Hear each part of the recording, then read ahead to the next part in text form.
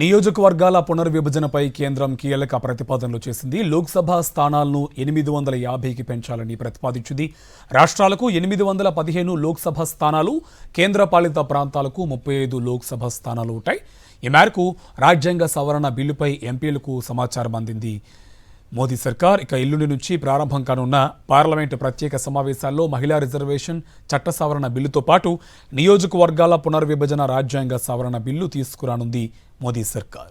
దీనికి సంబంధించి పూర్తి డీటెయిల్స్ మా కరెస్పాండెంట్ వెంకటేష్ ఢిల్లీ నుంచి మనకి అందిస్తారు. వెంకటేష్, డీటెయిల్స్ ఏంటి? కేంద్ర ప్రభుత్వము కీలకమైన డీలిమిటేషన్ బిల్లును ప్రతిపాదించింది.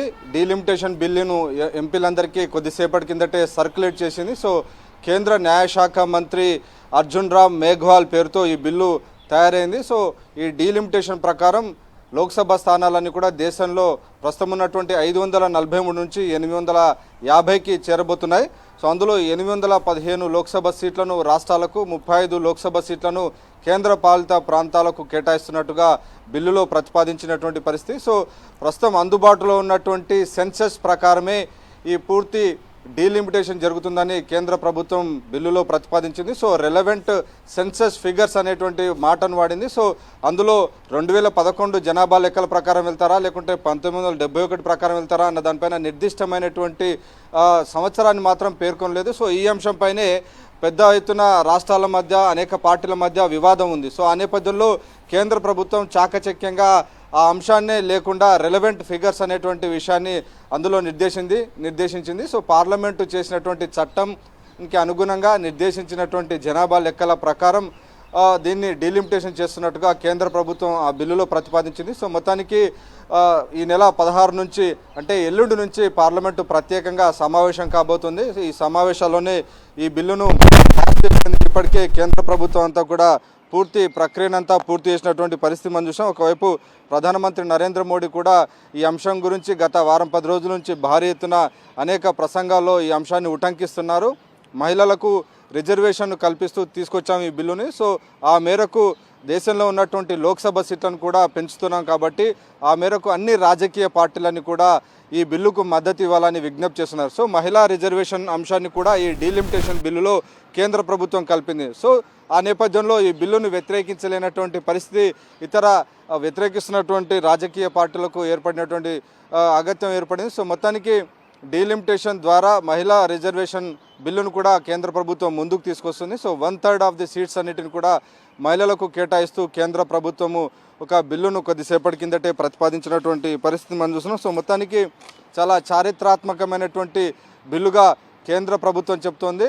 సో నారీ శక్తి వందన్ అధినియం అని ఇప్పటికే కేంద్ర ప్రభుత్వం ఒక బిల్లు 2023లో తీసుకొచ్చింది. సో మహిళలందరికీ 1/3 రిజర్వేషన్ కల్పిస్తాం, ఇటు లోక్సభ సీట్లలోనూ అలాగే అసెంబ్లీలో కూడా కల్పిస్తామని ప్రభుత్వం చెప్తుంది. సో అయితే నిజానికి గతంలో ఉన్నటువంటి బిల్లు ప్రకారంగా అయితే ప్రస్తుతం ఏదైతే జనాభా లెక్కల సేకరణ ప్రక్రియ ప్రారంభమైందో ఈ జనాభా లెక్కలన్నీ కూడా పబ్లిష్ అయిన తర్వాత దాని ఆధారంగా 2026 తర్వాత అందుబాటులోకి వచ్చేటువంటి జనాభా లెక్కల తర్వాతనే తాము డీలిమిటేషన్ చేస్తాం, మహిళలకు రిజర్వేషన్ చేస్తామని మొదట్లో కేంద్ర ప్రభుత్వం ప్రతిపాదన చేసింది. కానీ అకస్మాత్తుగా కేంద్ర ప్రభుత్వం తన మనసు మార్చుకొని ఆ ప్రాసెస్ను ముందుకు జరిపినటువంటి పరిస్థితి మనం చూస్తున్నాం. సో మహిళలందరికీ హక్కులను వీలైనంత తొందరగా ఇవ్వాలని తమ ప్రభుత్వం భావిస్తోంది.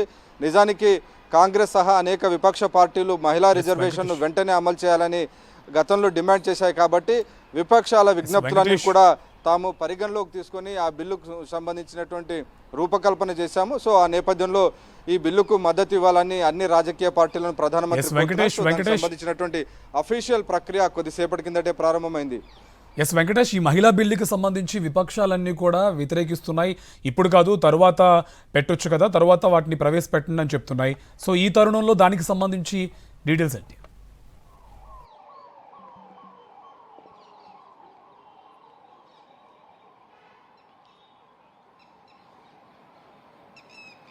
ప్రధానంగా విపక్షాల మధ్య ఉన్నటువంటి అంశం డీలిమిటేషన్కి సంబంధించినటువంటి అంశంలోనే విపక్షాల వ్యతిరేకత వ్యక్తమవుతుంది. మహిళా రిజర్వేషన్ అంశంలో ఏ రాజకీయ పార్టీ కూడా వ్యతిరేకత వ్యక్తం చేయడం లేదు. 2023లో బిల్లు పాస్ అయినటువంటి సమయంలో నారీ శక్తి వందన్ అధినియం బిల్లు పాస్ అయినటువంటి సమయంలో అన్ని రాజకీయ పార్టీలు దీనికి ఓటేశాయి, ఏకగ్రీవంగా ఆమోదించాయి. సో మహిళలకు రిజర్వేషన్ కల్పించే అంశంలో ఏ రాజకీయ పార్టీ కూడా వ్యతిరేకత వ్యక్తం చేయట్లేదు. కేవలం డీలిమిటేషన్ అంశాన్నే ప్రధానంగా విపక్ష పార్టీలు ప్రశ్నిస్తున్నాయి. సో ఆ నేపథ్యంలోనే ఈ అంశం ప్రధానమైనటువంటి అంశంగా తెరపైకి వచ్చింది. దాంతోపాటు ఎన్నికలు జరుగుతున్నాయి ప్రస్తుతం తమిళనాడు అలాగే వెస్ట్ బెంగాల్ ఎన్నికలు జరుగుతున్నటువంటి ఈ సమయంలో అకస్మాత్తుగా మహిళా రిజర్వేషన్ బిల్లును 2029 నుంచి అమలు తీసుకురావాలనేటువంటి ప్రతిపాదన వెనుక ఒక రాజకీయ స్వార్థం ఉంది. సో పొలిటికల్ అడ్వాంటేజ్ కోసమే ప్రధానమంత్రి నరేంద్ర మోడీ బీజేపీ ఈ రకమైనటువంటి ప్రయత్నాలు చేస్తుందన్నది ప్రధానంగా కాంగ్రెస్ పార్టీ ఆరోపణ చేస్తుంది. ఇది ఖచ్చితంగా ఎన్నికల కోడ్ను ఉల్లంఘించడమే అని కూడా ఈ విపక్ష పార్టీలు కూడా ఆరోపిస్తున్నాయి. సో మహిళా రిజర్వేషన్ అమలును అంశాన్ని ముందుకు తీసుకురావడం ద్వారా ఈ ఎన్నికల్లో వెస్ట్ బెంగాల్ తమిళనాడు ఎన్నికల్లో ఒక బలంగా ఈ అంశాన్ని బీజేపీ తనకు అనుకూలంగా మార్చుకునేటువంటి ప్రయత్నం చేస్తుందనేటువంటి విపక్షాలు ఆరోపిస్తున్నాయి. సో ఆ విపక్షాలు ఎన్ని ఆరోపణలు చేసినప్పటికీ కూడా డెఫినెట్గా తాము దీనిపైన ముందుకు వెళ్తామని ఇప్పటికే ప్రధానమంత్రి నరేంద్ర మోడీ ప్రకటించారు.